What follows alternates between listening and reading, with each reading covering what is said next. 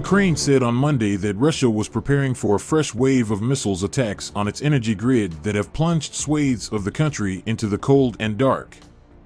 A Ukraine military spokesman said a Russian warship capable of firing cruise missiles had recently deployed to the Black Sea with Caliber-type missiles on board. This indicates that preparations were underway, said spokeswoman Natalia Gumeniuk. It's quite likely that the beginning of the week will be marked by such an attack, she added, with temperatures dipping below zero. Repeated Russian attacks have left Ukraine's energy grid teetering on the brink of collapse and disrupted power and water supplies to millions over recent weeks.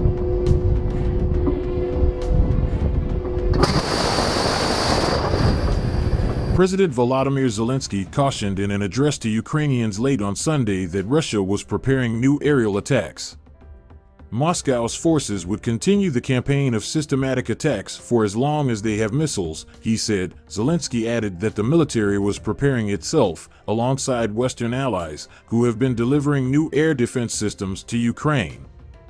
Russia has said it only targets military-linked infrastructural facilities and blamed the blackouts and their civilian impact on Kiev's refusal to negotiate with Moscow, not on Russian missile attacks.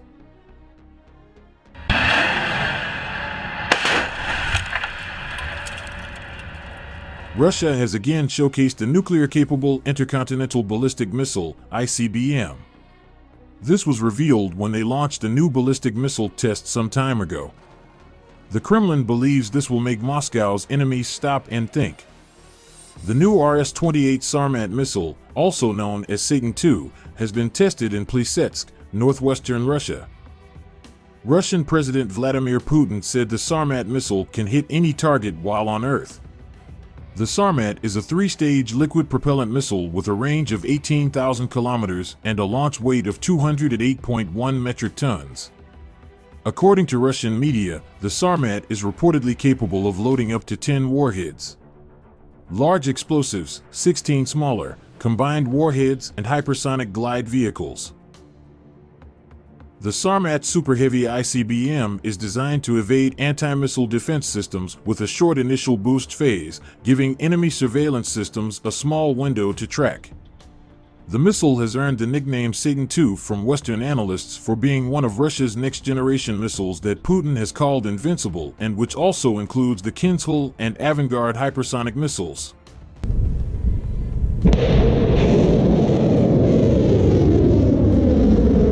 Ukraine's success in its counteroffensive against the Russian invasion did not surprise its allies and partners, Pentagon Press Secretary Air Force Brig General Pat Ryder said. Ukrainian President Volodymyr Zelenskyy told reporters that Ukrainian service members had liberated more than 2,300 square miles of the country from the Russians.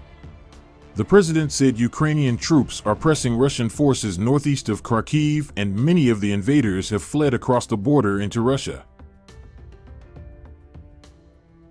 Certainly, since the beginning of Russia's invasion into Ukraine, we've seen the Ukrainians demonstrate a remarkable adaptability and their ability to use their warfighting capabilities to great effect, Ryder said during a Pentagon news conference. So, it's not surprising to us that they have pushed as quickly as they have.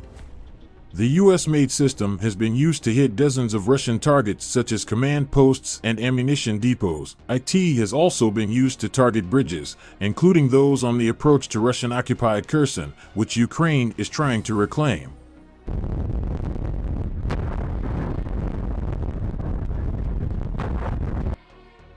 The missiles supplied to Ukraine have a range of up to 50 miles, 80 kilometers, which is over twice the range of the howitzer guns which the US has previously given to Ukraine. HIMARS can also fire a single Army tactical missile system missile, which has a range of 186 miles, 300 kilometers. However, the US isn't supplying Ukraine with these. The 50-mile range is roughly similar to that of Russian Smerch missiles, but HIMARS fires GPS-guided missiles which can be more accurately targeted. The Ukrainian military also took advantage of military opportunities that presented themselves on the battlefield. The Kharkiv counteroffensive is proof of that, the general said. Western weapons and supplies played a part in the success of the counteroffensive, and at a meeting of the Ukraine Defense Contact Group in Ramstein Air Base, Germany, Secretary of Defense Lloyd J. Austin III and counterparts from nearly 50 other nations pledged to keep the supply chain moving and increase aid that can be applied to mid-term and long-term Ukrainian defenses, Ryder said.